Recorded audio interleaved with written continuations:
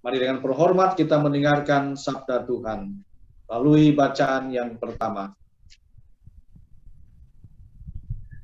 Bacaan diambil dari surat Rasul Paulus kepada jemaat di Roma. Saudara-saudara, Roh membantu kita dalam kelemahan kita, sebab kita tidak tahu bagaimana sebenarnya harus berdoa. Tetapi Roh sendiri berdoa untuk kita kepada Allah, dengan keluhan-keluhan yang tidak terucapkan. Dan Allah yang menyelami hati nurani mengetahui maksud Roh itu, yaitu bahwa Ia sesuai dengan kehendak Allah, berdoa untuk orang-orang kudus.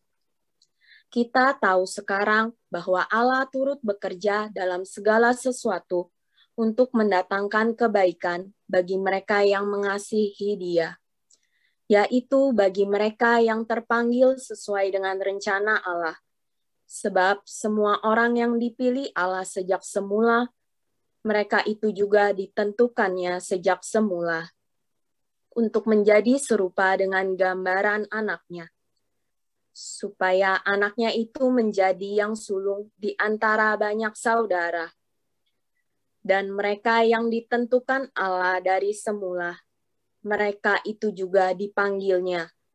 Dan yang dipanggilnya, mereka itu juga dibenarkannya. Dan yang dibenarkannya, mereka itu juga dimuliakannya. Demikianlah sabda Tuhan. Syukur kepada Allah.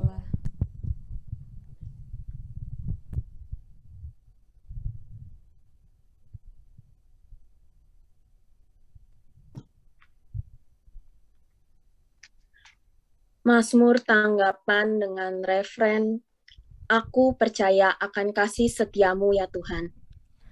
Aku percaya akan kasih setiamu ya Tuhan.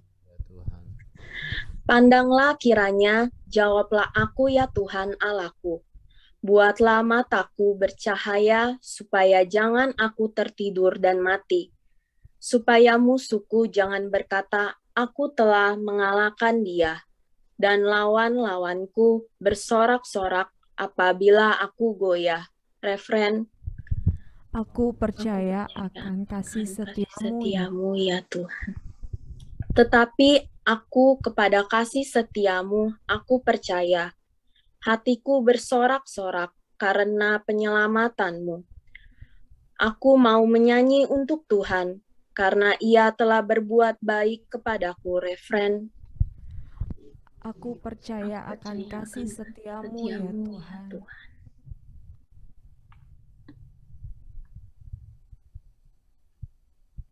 Haleluya, haleluya,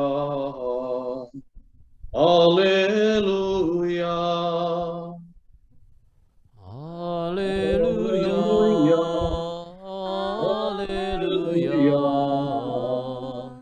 haleluya. Allah telah memanggil kita untuk memperoleh kemuliaan Tuhan. Tuhan kita Yesus Kristus. Haleluya, haleluya, haleluya. Tuhan sertamu Dan sertamu juga. Inilah Injil Yesus Kristus menurut Lukas. Dimuliakanlah Tuhan. Mereka datang dari timur dan barat dan akan duduk makan di dalam kerajaan Allah. Kita membaca Injil Lukas bab 13 ayat 22 sampai dengan 30. Dalam perjalanannya ke Yerusalem, Yesus berkeliling dari kota ke kota dan dari desa ke desa sambil mengajar. Maka bertanyalah orang kepadanya, Tuhan, sedikit sajakah orang yang diselamatkan?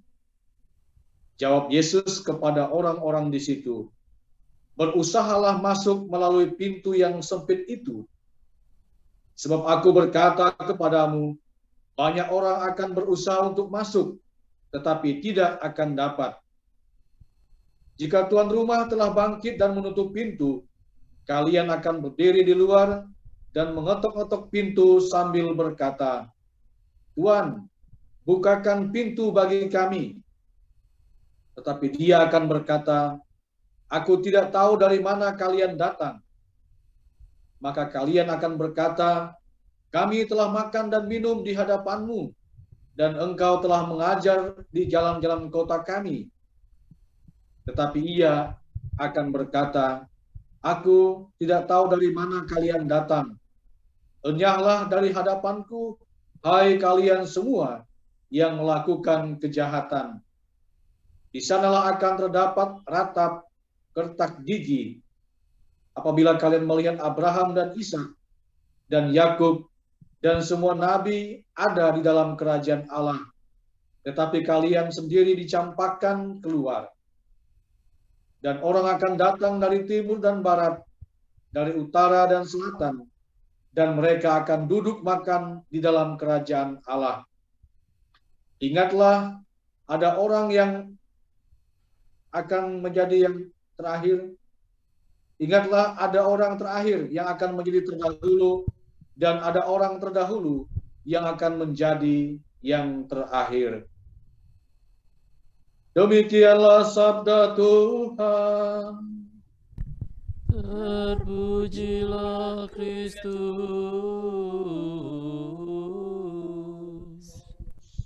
Semoga dengan pewartaan Injil ini iman kita semakin diteguhkan. Amin.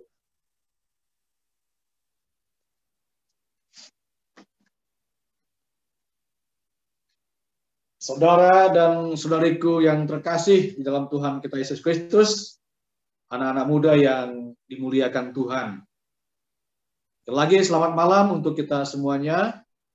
Malam Romo. Untuk kita pada malam hari ini sungguh-sungguh bersuka cita karena Tuhan memberikan kesempatan kepada kita semua, pribadi lepas pribadi ya, terlebih khusus untuk OMK Amazing Grace ya, yang bisa berkumpul pada malam hari ini.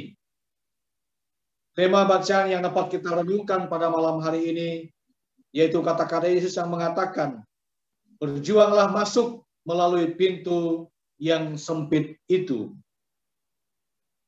Permenungan ini tentu diambil dari Injil Lukas bab 13 ayat 22 sampai dengan 30. Tema ini diangkat dari kisah Yesus yang berkeliling. Seperti diungkapkan dalam Injil tadi, dia berkeliling dari kota ke kota dan dari desa ke desa untuk mengajar, mewartakan kerajaan Allah kepada orang-orang yang ada di sekitar Yerusalem. Dari desa ke kota, ya, mereka berkeliling dan terus mewartakan kerajaan Allah. Ketika ia mengajar, bertanyalah salah seorang kepadanya, katanya, Tuhan, sedikit sajakah orang yang diselamatkan? Atas pertanyaan itu, Yesus menjawab kepadanya, berjuanglah masuk melalui pintu yang sempit itu. Banyak orang ingin berusaha masuk, tetapi tidak akan dapat. Saudara, Yesus menggambarkan bahwa untuk memasuki kerajaan Allah itu, setiap pribadi manusia yang percaya kepada Kristus tidak otomatis untuk masuk ya. Meskipun dia sendiri sudah mengatakan dirinya sebagai pengikut Kristus. Atau sebagai anak-anak muda saat ini kita berkumpul, kita mengatakan diri kita sebagai anak atau putra-putri Allah.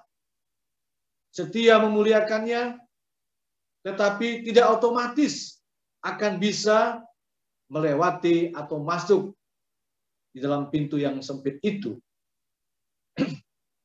Tetapi Yesus mengatakan kepada para muridnya dan kita sekalian supaya berjuang.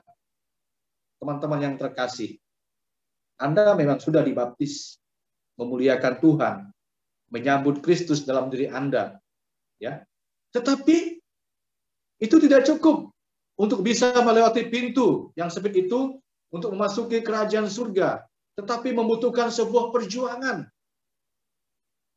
Dan perjuangan itu ada pada perjuangan iman kita. Ya. Sebab orang yang beriman adalah orang yang senantiasa memasrahkan hidupnya kepada Tuhan. Orang yang beriman adalah orang yang senantiasa mengandalkan Tuhan dalam setiap pengalaman hidupnya. Terlebih kita pada anak-anak muda ya saat ini. Mungkin seringkali motivasi kita untuk mencintai, mengasihi Yesus, memuliakan Tuhan dibelokkan ya oleh tawaran-tawaran duniawi. Ya, apa saja itu? Mungkin gadget ya. Mungkin kesenangan-kesenangan duniawi sehingga membuat kita melupakan Tuhan. Nah, oleh karena itu Tuhan mengajak kita untuk berjuang untuk senantiasa mempertahankan iman kita, kepercayaan kita dan keyakinan kita kepada Yesus. Ya, melalui iman yang mendalam. Karena hanya dengan memiliki iman yang mendalam, orang akan mampu mengatasi setiap pergumulan dan tantangan hidupnya di tengah-tengah dunia ini. Pertanyaannya bagi kita adalah, sejauh mana iman yang telah kita miliki ini senantiasa membantu kita, teman-teman yang terkasih, untuk mampu mengatasi setiap tantangan dan pergumulan dalam hidup kita. Terutama dalam mengatasi tawaran-tawaran duniawi yang seringkali membelokkan motivasi kita untuk mencintai dan mengasihi Tuhan. Kalau memang motivasi kita untuk mencintai Tuhan itu dibelokkan, maka kita akan sukar atau sulit untuk masuk melalui pintu yang sempit itu memasuki kerajaan surga. Karena kita harus berjuang bahkan sampai akhir hayat hidup kita. Nah, oleh karena itu, saudaraku yang terkasih, Yesus tentu mengharapkan kepada kita orang-orang muda yang dikasihinya untuk senantiasa membangun satu relasi hubungan yang sangat dekat dengan Tuhan. Relasi yang intim dengan Tuhan, agar iman kita yang merupakan cara ataupun syarat bagi kita untuk bisa memasuki pintu yang sempit itu atau melewati pintu yang sempit itu dapat bertumbuh dan berkembang di dalam kehidupan kita saat ini. Terlebih mungkin ya, saat ini kan kita banyak sekali ya misa-misa online, tidak seperti dulu sebelum pandemi ya. Disitulah kadang-kadang iman kita ditantang. Ya, terlebih pada saat kita mengikuti misa online. Mungkin ada anak-anak muda yang, aduh, ini misa online, kadang-kadang berpikir atau nyeletuk seperti tidak misa gitu kan.